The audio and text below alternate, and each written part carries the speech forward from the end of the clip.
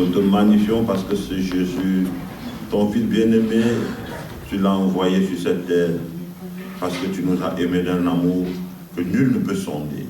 Amour insondable de l'Éternel, qui est venu chercher ce qui était perdu et qui a ramené dans la bergerie de l'Éternel. Et chaque jour, tu nous nourris de tes aliments et tu es le portier. Tu tiens la porte, tu nous ouvres et nous allons manger sous ta direction chaque jour. Bénis tout ce peuple qui est venu.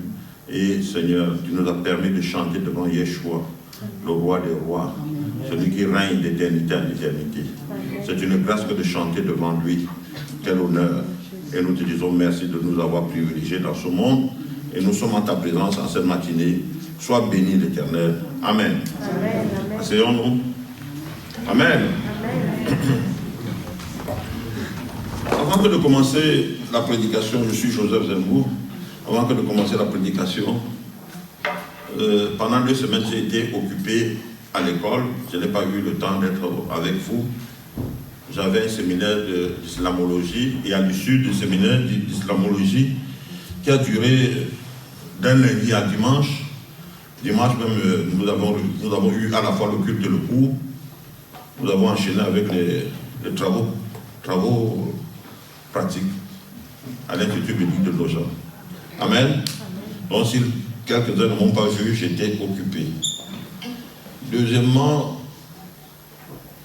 il y a une Chinoise qui a fait un témoignage qui m'a marqué. Elle a dit ceci: je suis venu en France, j'avais entendu parler de l'évangile en Chine, et quand je suis venu en France, je me suis mis à cœur de découvrir ce que c'est que l'évangile, et je me suis inscrit dans une église. Y étant, j'ai fait plusieurs années dans l'assemblée, et jusqu'à la 4e année, aucun membre de l'église ne m'avait invité chez lui. Et j'étais membre de l'église. Aucun membre de l'église ne m'avait invité chez lui. Par contre, au sein de l'université, j'ai eu plusieurs invitations des membres d'une autre religion que je ne vais pas citer. Vous voyez ce que ça veut dire? Une Chinoise qui arrive en France, s'insère dans un milieu chrétien, dans une assemblée, passe 4 ans dans cette assemblée, n'a jamais été invitée un seul jour dans la maison d'un membre de l'église. Et par contre, elle reçoit des invitations des membres d'une autre religion. Elle sait que la voie de l'évangile, c'est la voie de la vérité. Mais ça nous montre qu'il y a des actes que nous ne posons pas, peut-être parce que nous ne sommes pas conscients. Et j'interpelle donc les uns et les autres à être des chrétiens ouverts. Vous savez, tout au début du ministère des apôtres, la Bible nous dit qu'ils étaient chaque jour ensemble et ils partageaient le pain. Au jour d'aujourd'hui, nous ne pouvons pas être chaque jour ensemble, n'est-ce pas? Les contraintes sont telles que nous ne pouvons pas être chaque jour. Nous sortons du Covid. Nous ne pouvons pas être chaque jour ensemble comme eux. Néanmoins, il faut que la vie communautaire soit là. Qu'on s'encadre les uns les autres, et en particulier ceux qui nous rendent visite et que nous ne connaissons pas. Et même si nous les connaissons déjà, rien ne nous empêche d'avoir cette vie communautaire. Donc, réfléchissons, prenons des engagements de sorte que, au moins une fois, voire 2 fois par an, que chaque membre de l'Église puisse inviter un frère, une sœur chez lui, qui partage sa table avec l'intéressé, que vous parlez des choses qui vous concernent. Ce ne sera que Jésus-Christ. Amen. Cette interpellation de la Chinoise m'a touché. 4 ans au milieu de frères et sœurs, aucune invitation de l'Assemblée. Et par contre, elle a reçu beaucoup d'invitations des autres membres et on la recevait très bien dans cette famille. Je sais qu'en France, en Occident, on a déjà perdu cette hospitalité, ce contact. Mais nous sommes dans une école, et notre école, c'est Jésus. Amen. Notre école, c'est venir constituer une nouvelle famille. Une nouvelle famille, ce n'est pas seulement qu'on vienne dimanche. Après, on est entré dans l'assemblée et on se sépare à l'issue. Mais nous avons besoin de communion fraternelle. Cette communion fraternelle doit passer par l'invitation d'une sœur, d'un frère, d'une famille, à venir se joindre à la mienne, à la vôtre, pour qu'ensemble on se connaisse davantage et qu'on partage nos difficultés, nos joies, nos peines. Et ainsi, nous aurons une famille. Et la chinoise a dit, à un moment donné, j'ai failli. Parce que là-bas, ils étaient chaleureux. Ils étaient chaleureux. Dans mon église, personne. Personne. Amen. Donc c'était une observation très importante. Quand on a ce genre de témoignage, il faut les partager. Amen. Amen. Au-delà de la prédication, il y a aussi ce genre d'exhortation. Je me rappelle que je suis allé chez Papy Yves, peut-être même 5 fois. Et Papy Yves est venu chez moi au moins 5 fois. Amen. Il y a bien sûr le Covid. Je suis allé chez le pasteur. Il y a bien sûr le Covid qui ne nous permet pas d'agir ainsi aussi facilement. Mais mettons ça en arrière-plan. Mettons ça quelque part. Programmons que, Seigneur, tu m'as parlé ce matin de ce que je dois vivre la communauté et la communion avec mes frères et mes sœurs en Christ. De ce que, à l'assemblée, lorsque je vois un frère ou une sœur, je dois la connaître, je dois partager la vie avec elle. Amen.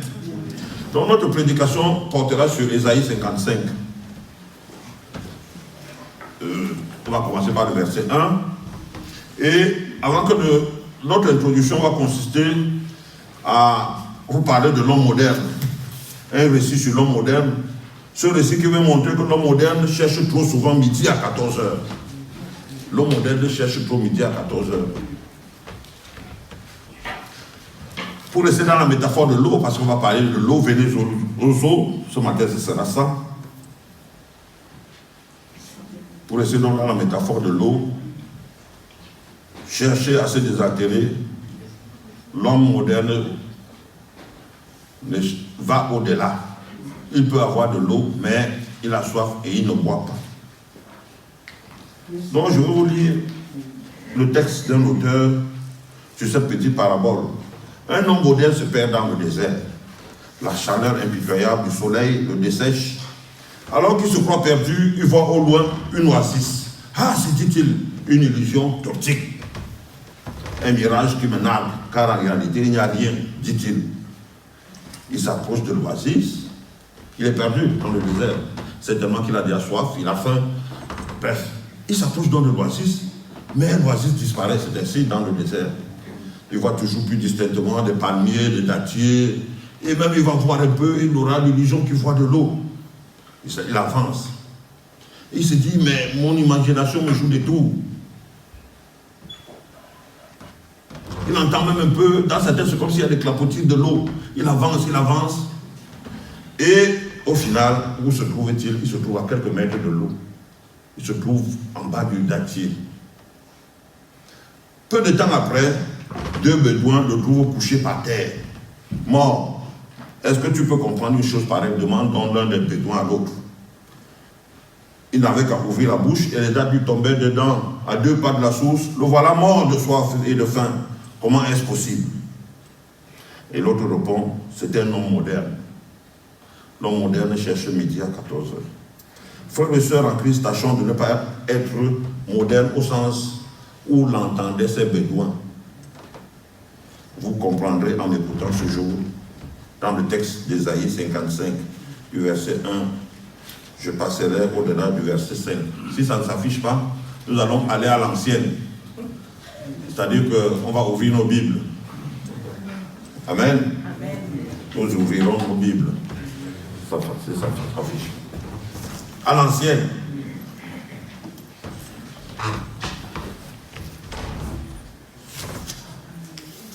Ésaïe 55. Je lis. Comptez du verset 1. L'offre et l'appel universel. Vous tous qui avez soif, venez chercher de l'eau. Et même vous qui n'avez pas d'argent, venez acheter et manger. Venez acheter sans argent, oui, sans paiement, du vin, du lait.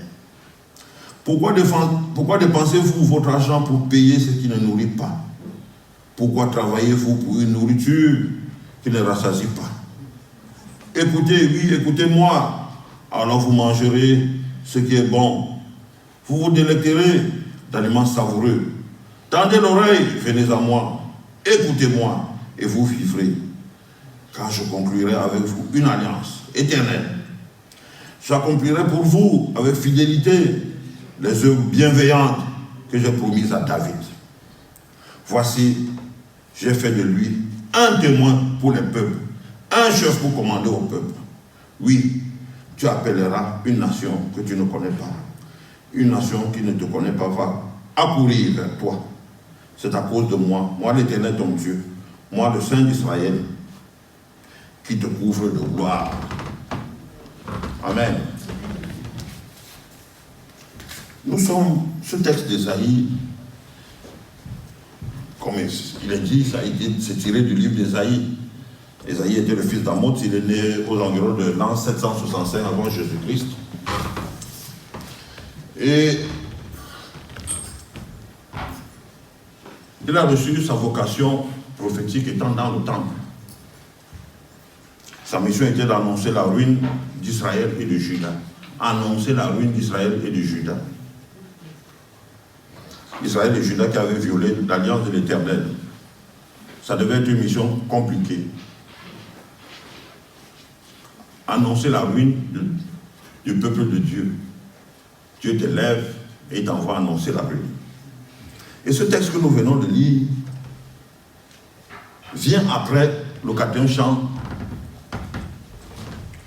du serviteur, où on nous présente Jésus comme ce serviteur souffrant, défiguré par la souffrance.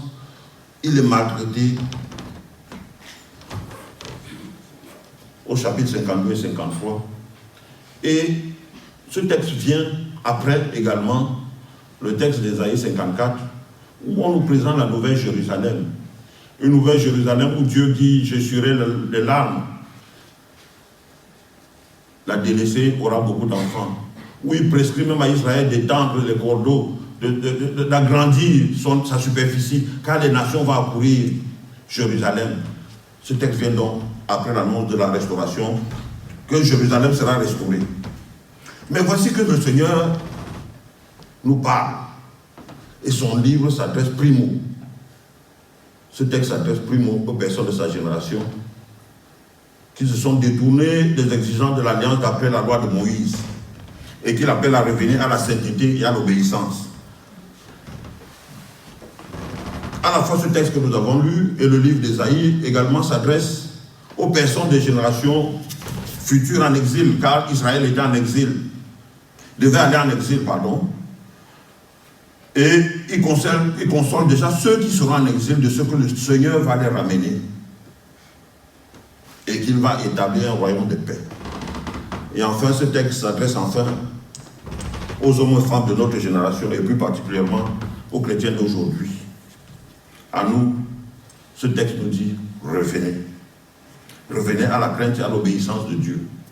Quand nous voyons le verset 1, nous voyons qu'au verset 1, revenez est déjà répété 3 fois. Venez, venez. Ou bien si vous voulez, dans certaines traductions, revenez, revenez. 3 fois. Et donc, ce matin, le titre de mon message, c'est l'invitation à revenir à Dieu. Une invitation qui change notre vie. Et je vais décliner cela en 2 points. Revenir à Dieu qui offre à tous le salut. Ce sera le premier point. Et enfin, le salut qui est offert à tous est gratuit. Nous allons donc voir le premier point. Revenir à Dieu qui offre le salut à tous. Vous tous qui avez soif, venez chercher de l'eau. Vous savez, la Bible a ceci de très particulier, qu'elle utilise le langage de cette époque. Elle utilise l'environnement de cette époque pour parler au peuple, pour transmettre le message. Qu'est-ce qui se passait en Babylonie à cette époque lorsque Ésaïe écrivait son texte? on avait dans les rues de Babylone des hommes qui avaient soif. Pourquoi avaient-ils soif? Ils étaient dans un espace désertique. C'était le désert. Ils avaient soif. Et qu'est-ce qu'on constatait dans les rues de Babylone? Il y avait des porteurs d'eau qui criaient. Vous qui avez soif, venez boire. Vous qui avez soif, venez boire. Et à ces porteurs d'eau, on remettait une pièce d'argent. Celui qui avait soif prenait dans son gobelet d'eau, buvait. Il y avait bien sûr de l'eau et un problème d'eau. Ceux qui sont dans le désert le connaissent. Ceux qui sont dans certains pays africains connaissent ce problème d'eau. Mais pour vous, pour nous qui sommes ici en France, à Paris, dès qu'on ouvre le robinet, l'eau coule. On ne peut pas mesurer cette difficulté de l'eau. Mais projetez-vous en Babylonie, à cette époque où il y a un manque d'eau, il n'y a pas d'eau. Lorsque vous marchez dans la rue, vous avez soif. Et donc, cette image a été utilisée par le Seigneur dans son texte. Immédiatement, il dit, vous tous qui avez soif, venez chercher de l'eau. Car le porteur d'eau, celui qui portait la cruche d'eau, et qui, contre argent, vendait un gobelet d'eau à celui qui avait soif. Vendait un gobelet d'eau, ne le vendait qu'à celui qui avait soif. C'est celui qui avait soif qui venait acheter. N'est-ce pas, mes frères et sœurs? C'est pour cela que le Seigneur dit, vous tous qui avez soif, venez chercher de l'eau. Comme je le disais tantôt, il y a 3 fois l'impératif. Venez, au verset 1. Alors, allons-y. Debout, vous tous qui avez soif, venez chercher de l'eau.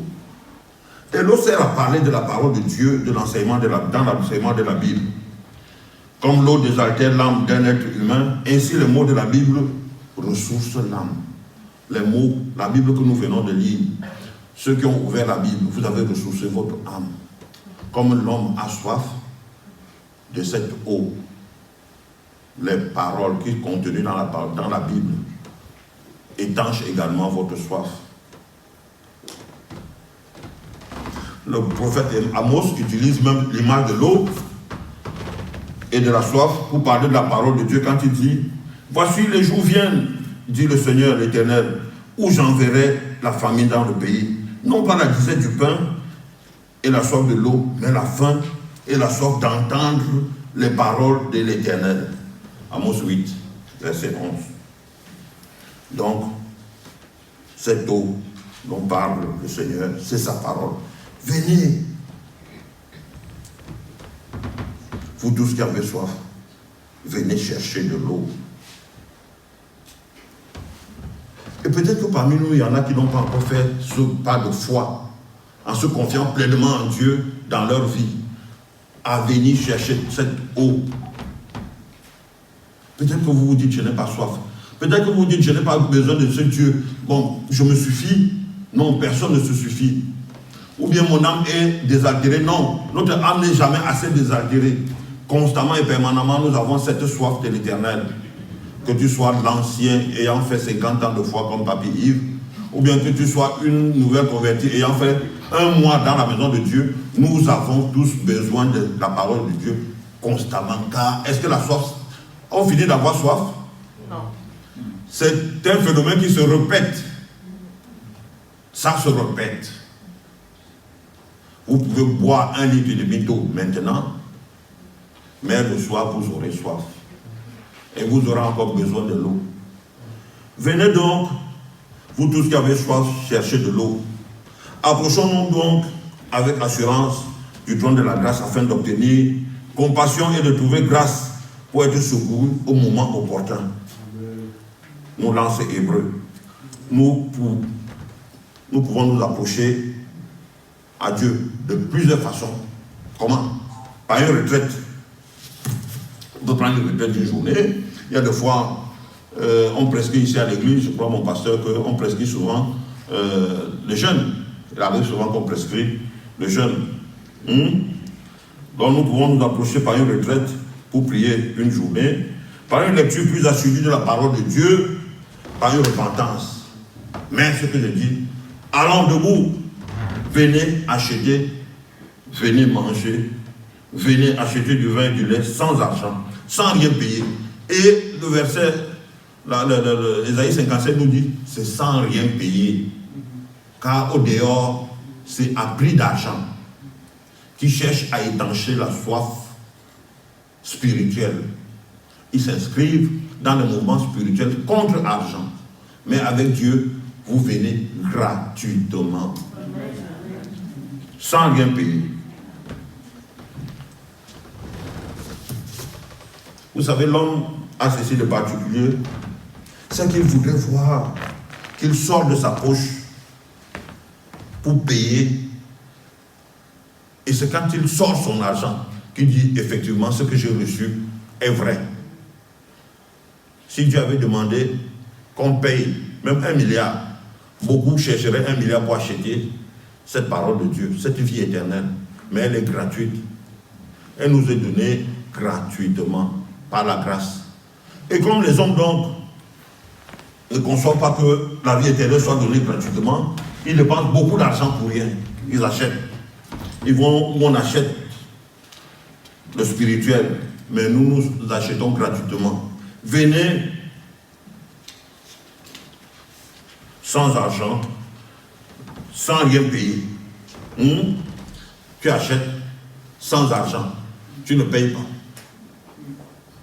C'est ça la parole de Dieu. Gratuitement. Vous avez soif le matin, vous buvez de l'eau. Vous aurez soif le soir, vous boirez de l'eau. Et même la nuit, lorsque vous vous levez pour aller aux toilettes, par exemple, vous aurez encore soif et vous allez prendre un demi-verre pour boire. À tout moment. C'est ainsi la parole de Dieu. Vous pouvez vous lever à 4 heures du matin, vous avez soif de la parole de Dieu, vous la lisez. Vous la lirez. Nous devons la lire à tout moment. Amen. Amen. Amen. Jésus aussi a invité ses contemporains à venir à lui et à boire. Quand je lis Matthieu 11, 28, il dit: venez à moi, vous tous qui êtes fatigués et courbés sous le fardeau, je vous donnerai du repos. Une invitation. Et quand on lit Jean 7, 37, Jean rapporte que le dernier jour de la fête, le jour le plus solennel, Jésus se tint devant la foule et lança à pleine voix: si quelqu'un a soif, qu'il vienne à moi, et que celui qui croit en moi boive la parole de Dieu. Qu'il vienne à Jésus, il vienne à moi. On ne va pas n'importe où pour étancher sa soif spirituelle. C'est vers Jésus. Et rien que Jésus. Celui qui a soif, il ne nous envoie pas vers les marabouts. Chose très courante dans la zone où je viens. Ou bien vers les dames qui lisent le tarot là. On appelle ça le tarot. Elles lisent un peu. Elles disent: je lis ton avenir. Si tu as soif, viens à Jésus. Et toujours dans l'évangile selon Jean, Jésus dit: celui qui boira de l'eau que je lui donnerai n'aura plus jamais soif. Bien plus, l'eau que je lui donnerai deviendra en lui une source intarissable qui jaillira jusqu'à dans la vie éternelle. Ça veut dire que la source intarissable, la Bible habite déjà en toi. Elle jaillit, elle est toujours là permanemment, elle est permanente. La parole de Dieu.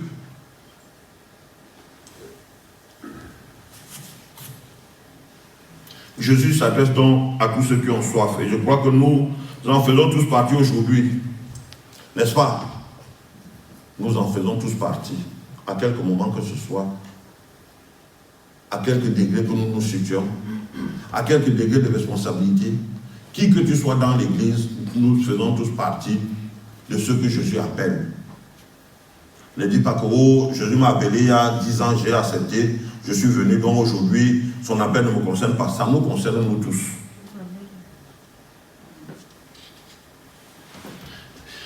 Que vous passiez des moments difficiles, des problèmes de santé, de travail, de relations, et que vous désirez entrer en relation avec Dieu, Dieu qui est notre Créateur, Dieu qui est la solution de tous les maux, eh bien le Seigneur Jésus promet d'étancher cette soif, quels que soient les problèmes par lesquels nous passons. Il n'y a que Jésus. En ces temps difficiles pour le Covid, trouble l'humanité, la solution est difficile. Les autorités se battent, le corps médical fait des recherches. On veut améliorer, synthétiser, trouver la bonne solution. En ce moment, ce n'est qu'au Seigneur Jésus que nous devons prier. Nous devons nous remettre à lui. Seigneur, ouvre l'intelligence de ces chercheurs afin qu'ils trouvent. Seigneur, montre-leur le chemin afin qu'ils s'orientent vers là. car un chercheur peut chercher longtemps sans trouver. Mais par grâce du Seigneur, que le Seigneur leur ouvre l'intelligence afin qu'ils trouvent. Amen. On peut donc avoir soif de bonheur, soif d'amour, d'attention, de reconnaissance, soif d'une vie harmonieuse. Et c'est pour cela que je donnais le conseil tantôt aux uns et aux autres, que ne passons pas une année dans notre maison sans nous assurer que nous avons invité un frère ou une soeur. Une famille, qu'elle entre dans notre maison. Car tout au début de la foi chrétienne, ils étaient chaque jour ensemble. Mais comme nous ne pouvons pas être chaque jour ensemble, donnons le minimum que nous avons. Car nous avons soif de bonheur, soif d'amour. Quand quelqu'un entre, une âme vient s'inscrire au milieu de nous, s'assied au milieu de nous, elle a besoin d'amour. Manifestons cet amour. Elle a besoin qu'on s'occupe d'elle, qu'on lui parle. Ne copions pas le monde. Il y a beaucoup de choses que le monde fait qui est bien, mais il y a beaucoup de choses que le monde doit regarder dans notre milieu et copier. La vie communautaire, qui est un lieu de déversement d'amour, qui est un lieu où on donne du bonheur à ceux qui n'en ont pas, qui ont des problèmes de la vie. Donc nous pouvons avoir soif de paix, soif de mots gentils, soif d'une attention, et je rappelle encore, dans nos maisons. Il y en a qui ont émis le vœu de me recevoir. Ils ont dit, ouais, mon frère, il faut qu'on te reçoive, mais on n'a pas le temps. À la fois, il y avait le Covid, il y avait les problèmes. Mais au moins, déjà, cette volonté, cela m'a beaucoup touché. Lorsque l'intéressé me l'a dit, on voudrait bien vous inviter, mais il faudrait qu'on trouve le temps. Amen. Et l'autre jour, mon frère m'a amené chez lui. Je ne dis pas, il faudrait que ce soit, vraiment, que nous devenions comme une église au commencement. Nous avons abandonné ce qui faisait la force de l'église, la vie en communauté. C'était des frères et des sœurs. Nous avons une église multiraciale, multiculturelle. Plusieurs cultures sont ici, plusieurs races sont ici. C'est une très bonne chose. Dans le ciel, nous serons tous ensemble, ainsi. Amen. Amen. Développons donc ce besoin de soif, de mots gentils, de paix, d'attention, de sourire, de reconnaissance, de tout ça. Partageons-les, partageons-les. Sachez donc que Jésus est là pour étancher votre soif dans tous les domaines. Le deuxième point que nous allons traiter, et nous allons aller rapidement. Il me reste combien de temps, pasteur?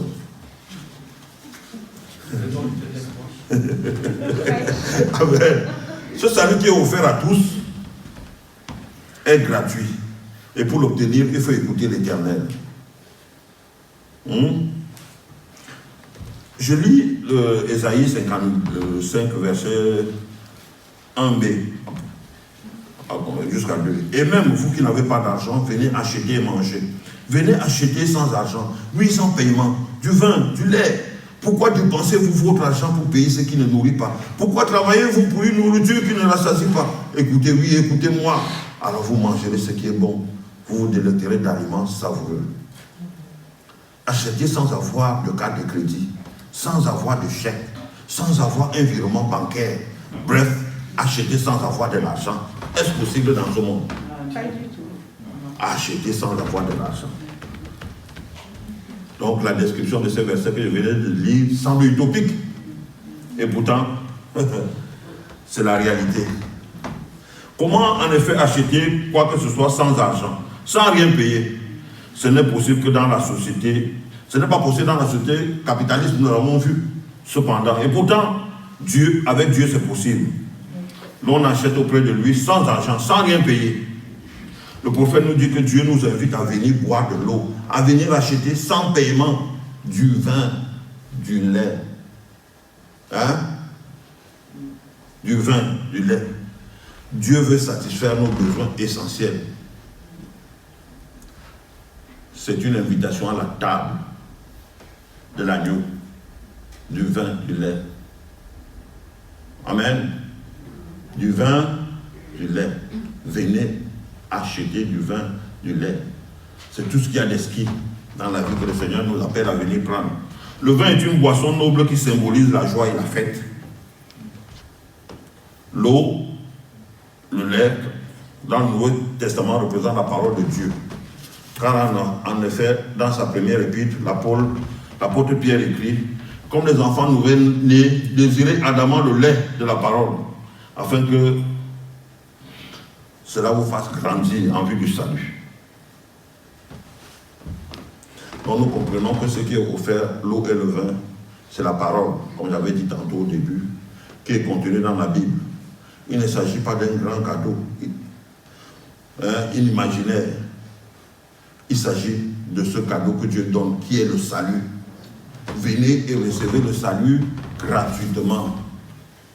Gratuitement. J'aime toujours cet exemple.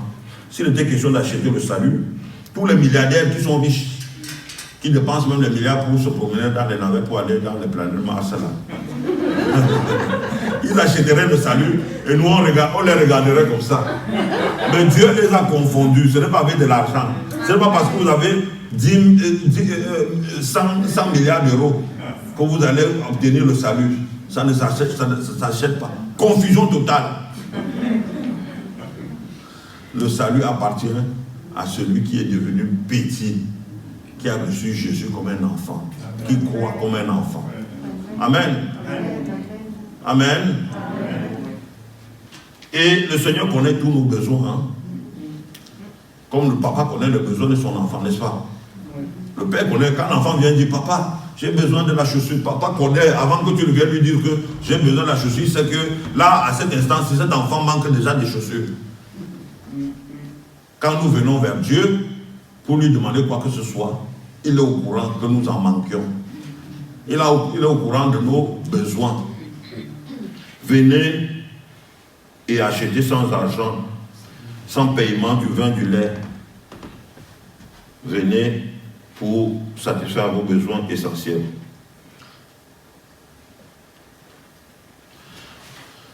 Les hommes se donnent une peine considérable et dépensent des fortunes pour ceux qui ne le rassasient pas, alors que le plus excellent de tous les biens peut s'obtenir sans argent, sans prix. Dieu a payé tous les frais. Il a payé pour notre salut. Et comme il a payé pour notre salut, Jésus nous invite au banquet. Jésus nous invite. C'est un banquet. Quand il dit venez, prenez du lait, prenez du vin, mangez. Il nous invite à un banquet, non? Le Seigneur nous invite à un banquet. Et à la fin du banquet, ce n'est pas comme dans les restaurants, on ne te donnera pas une facture à payer.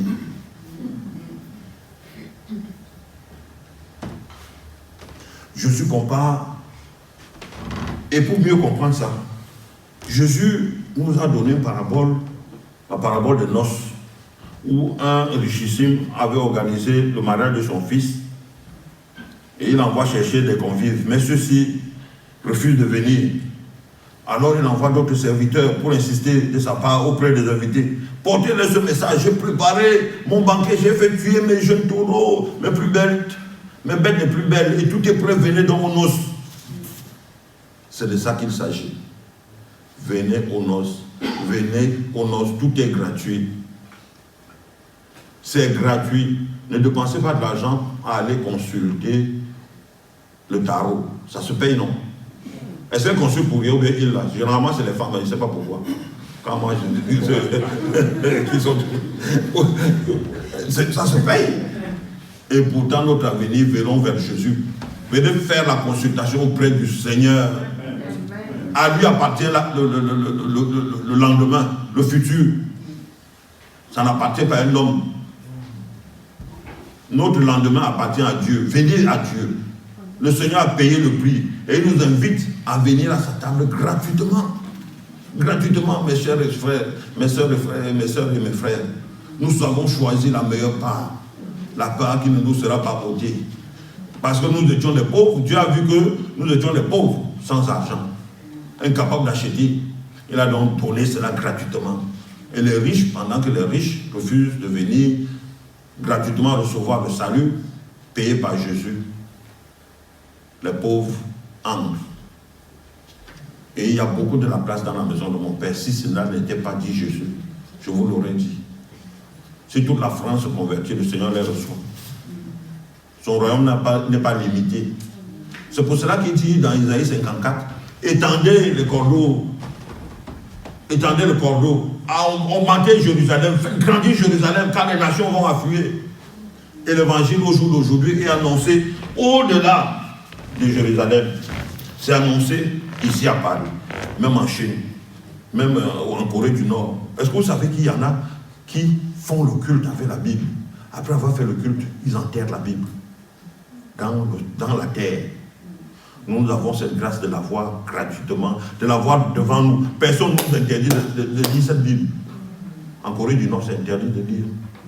Il y a quelques chrétiens qui y sont, à l'issue de la lecture de cette Bible, dans le sol, enterrés. Si on t'attrape avec la Bible, mais comme Dieu est Dieu, le Seigneur Jésus, plus la parole de Dieu est persécutée, plus elle pénètre, elle s'étend. C'est sous la persécution que l'Église a grandi. L'Église n'a pas grandi en prenant les armes. Les apôtres n'ont pas combattu avec les armes. C'est plus il y avait la persécution.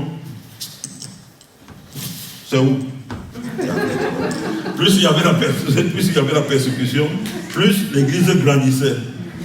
C'est donc au prix de la mort du Fils de Dieu lui-même que notre salut a été obtenu et Dieu nous l'offre comme un don d'amour.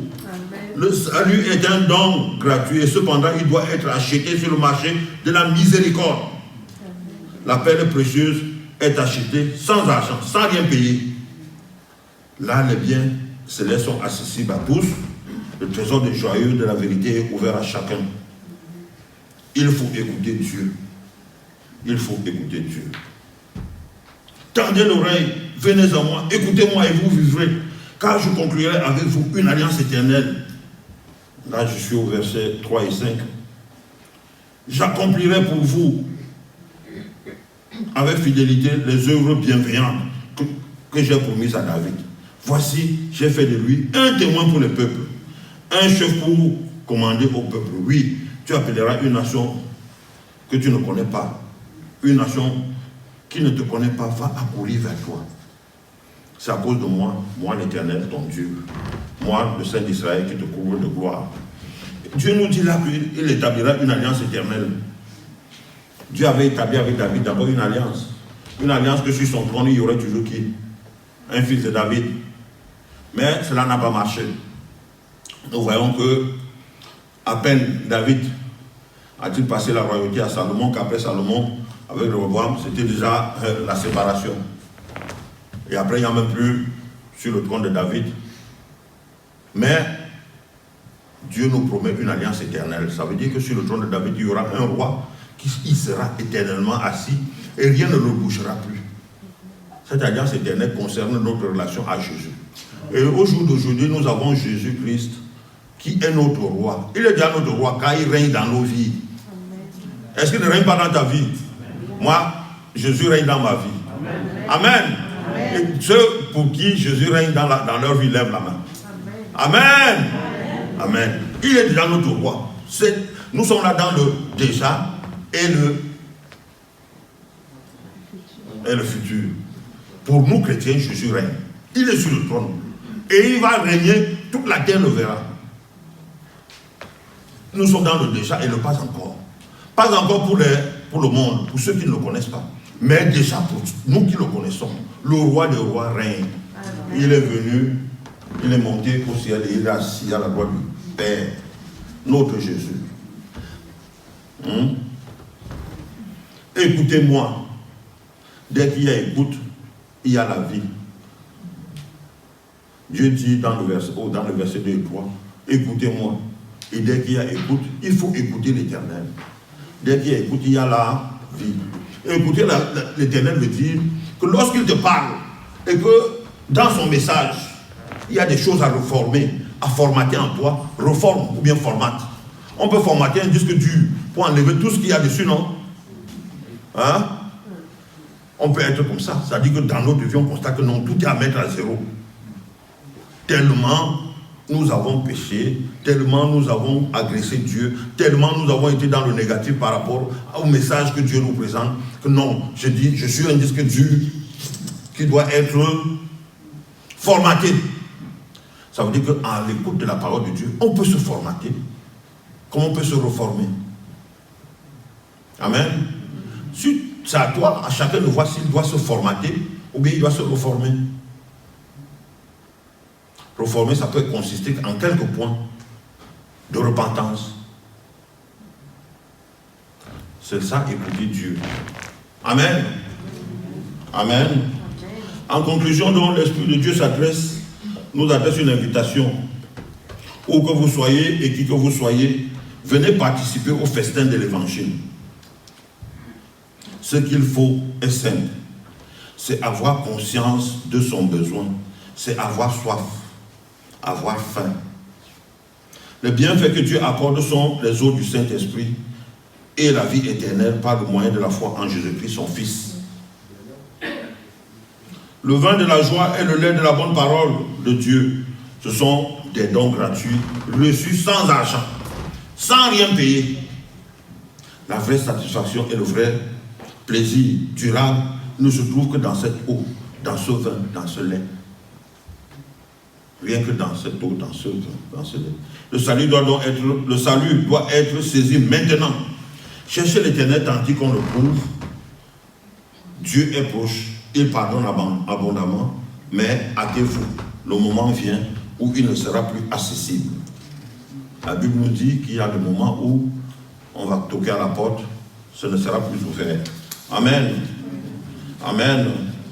Et ceux qui préparent la Sainte Seine, ceux qui sont élus pour la Sainte Seine, qui se préparent de ça, mes frères et mes sœurs, je disais tantôt que cet appel s'adresse à chacun, qu'il soit ancien de 50 ans de foi, ou bien qu'il ait 1 mois de foi. Nous avons besoin d'écouter cet appel du Seigneur. Ne dis pas je suis ancien, je suis pasteur, je suis... non, nous avons besoin de venir ou de revenir. Cet appel s'adresse à tous. À tous. Les musiciens, également, ils se préparent.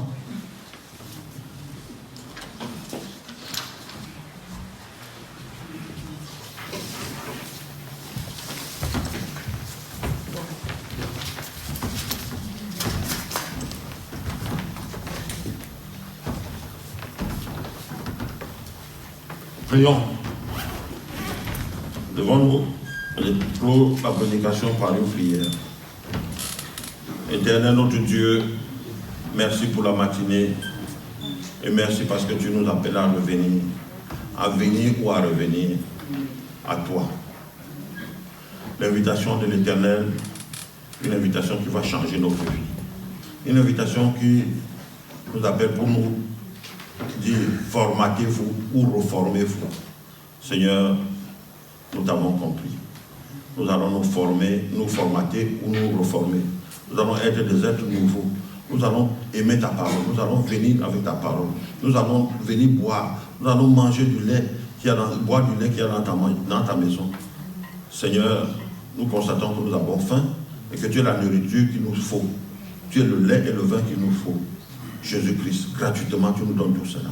Et la vie éternelle, le salut que tu as obtenu au prix de ton sang, au prix de tout ce que tu as eu à subir sur la croix de Golgotha. Sois béni au nom de Jésus-Christ. Merci Seigneur.